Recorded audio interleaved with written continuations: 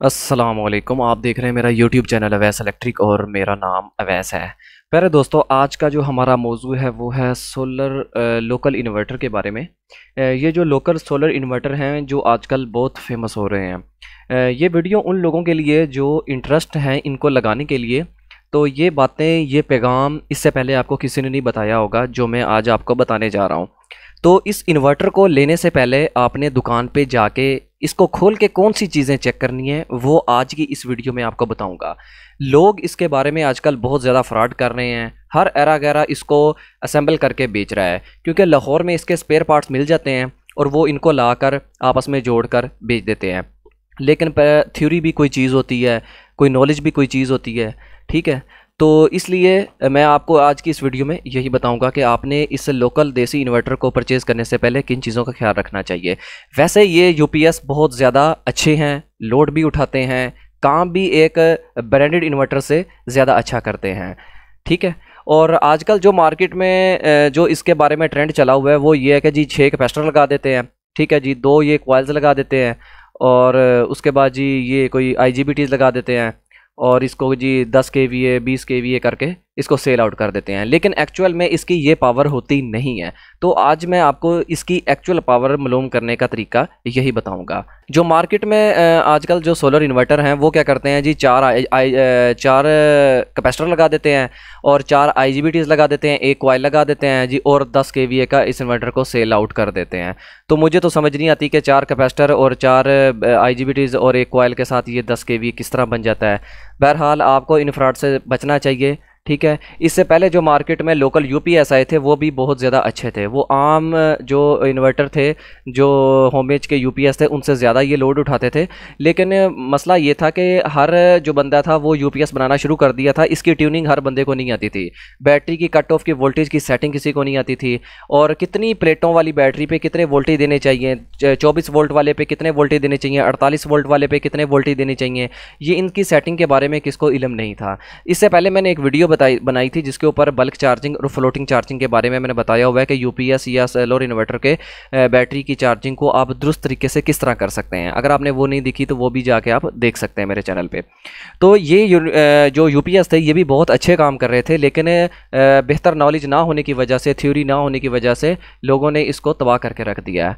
बहरहाल हम अपने टॉपिक की तरफ आते हैं। हमारा जो टॉपिक था वो था जी सोलर लोकल इन्वर्टर जो थे उनके बारे में, कि उसके बारे में हमें क्या क्या चीज़ें चेक करनी पड़ेंगी। देखें, जब भी आपने सोलर इन्वर्टर लेना है सबसे पहले तो ये आपने बात याद रखनी है कि जो भी आपके इलाके में अच्छा कारीगर हो, आपको पता हो कि इलेक्ट्रॉनिक्स का ये माहिर है, ये अच्छा काम करता है, तो आप उसी से सोलर इन्वर्टर परचेज़ करें।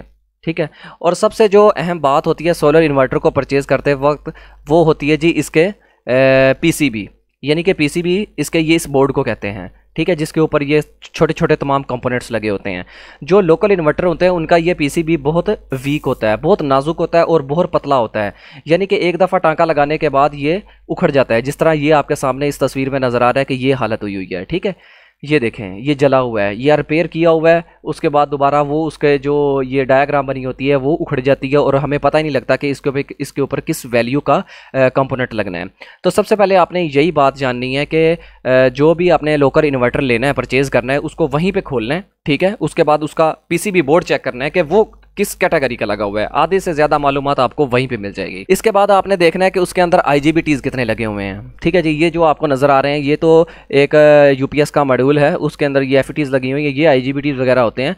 तो ये देखने हैं कि ये कितने लगे हुए हैं, क्योंकि जो हमारे जो सोलर इन्वर्टर होता है उसकी जो आउटपुट होती है वो इन्हीं IGBTs के ऊपर ही डिपेंड करती है। जितने ज़्यादा IGBTs होंगे उतनी ज़्यादा आउटपुट आपकी मिलेगी। जो मेरे टेक्निकल हजरात भाई हैं उनको समझ आ गई होगी, जो हमारी आउटपुट होती है वो ना कैपेसिटर के सर पे होती है और ना वो कॉइल के सर पे होती है, वो IGBT के सर के ऊपर होती है। IGBT पे ही डिपेंड करती है, क्योंकि जो कॉइल और जो कैपेसिटर होते हैं इनका काम AC को DC करके उसको फिल्टर करना होता है। जितना ज़्यादा फिल्ट्रेशन होगी उतना ज़्यादा ही वो अच्छा वर्क करेगा, उतना ज़्यादा ही वो साइन वेव होगा। ठीक है जी, तो IGBTs आपने देखने हैं कि वो कितने लगे होने चाहिए। इसका आसान सा फार्मूला है, अगर किसी सोलर इन्वर्टर के अंदर, जिस तरह मैं आपको ये अभी दिखाता हूँ कि 16 IGBT लगे हुए हैं। ठीक है जी, ये 16 IGBT लगे हुए हैं, और किसी किसी इन्वर्टर में 8 लगे होते हैं और वो उसको 10 kVA का सेल कर देते हैं। लेकिन मैं आज आपको बताता हूँ इसकी सही रेटिंग। ये जिस सोलर इन्वर्टर के अंदर 16 IGBTs लगे हों और उसके साथ 6 कैपेसिटर लगे हों और 1 कॉइल लगी हो, तो ये बामुश्किल 7 kVA का इन्वर्टर है। और इसके ऊपर हम ज़्यादा से ज़्यादा 3500 वाट तक हम इसके ऊपर लोड चला सकते हैं, इससे ज़्यादा हम इसके ऊपर लोड नहीं चला सकते। ठीक है, तो आपने यही ध्यान करना है कि IGBTs कितने लगे हुए हैं। जब भी आपने सोलर इन्वर्टर लेना है आपने यही उसको खोल के देखना है कि IGBTs कितने लगे हुए हैं।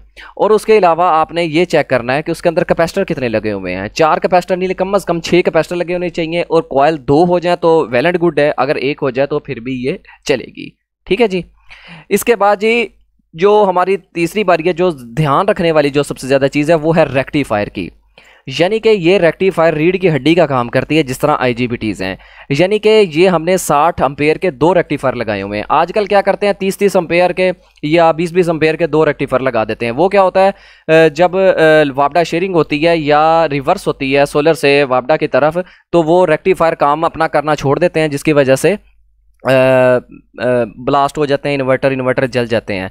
तो ये हमने 16 एम्पेयर के 2 IGBT 16 एम्पेयर के 2 ब्रिज रेक्टिफायर लगाए हुए हैं। तो आपने कोशिश करनी है कि जो भी लोकल सोलर इन्वर्टर लेना है उसके अंदर आपने यही देखना है कि उसके अंदर ब्रिज रेक्टिफायर जो है वो कितने एम्पेयर के लगे हुए हैं। कम से कम 60 एम्पेयर के रेक्टिफायर लाजमी इसके अंदर लगे होने चाहिए। ये 60 एम्पेयर के 2 रेक्टिफायर इसके अंदर लगे हुए हैं।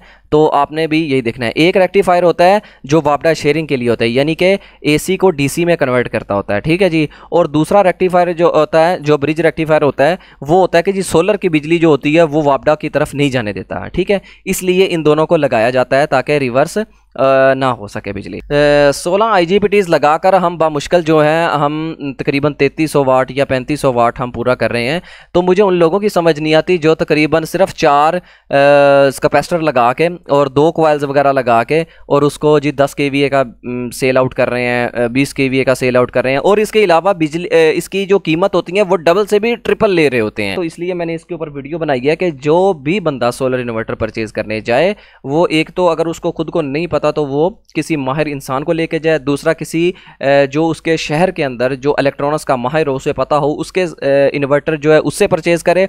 और तीसरे नंबर पे वो इन बातों का लाजमी ध्यान रखे कि 16 IGBTs लगे हो, कम से कम 16 IGBTs लगे हों, उसके अंदर 6 कैपेसिटर लगे हों, 1 या 2 कॉइल लगी हों, उसके अंदर 2 60 एम्पेयर के ब्रिज रेक्टिफायर लगे हों। ये चीज़ें एक आम सोलर लोकल इन्वर्टर में लाजमी होनी चाहिए। इसके अलावा उसका PCB भी अच्छा होना चाहिए ताकि ज़्यादा लोड चलने की वजह से कंपोनेंट्स हीट होंगे, हीट होने की वजह से हमारा PCB भी जल सकता है।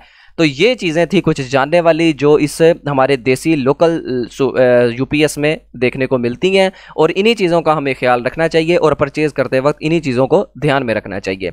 तो दोस्तों, उम्मीद है मेरी ये छोटी सी वीडियो आपको पसंद आई होगी। अगर मेरी ये वीडियो अच्छी लगी है तो मेरे चैनल को सब्सक्राइब कर दें। मज़ीद इस तरह की वीडियो देखने के लिए मेरे चैनल को विजिट करते रहें। तब तक के लिए अल्लाह हाफिज़।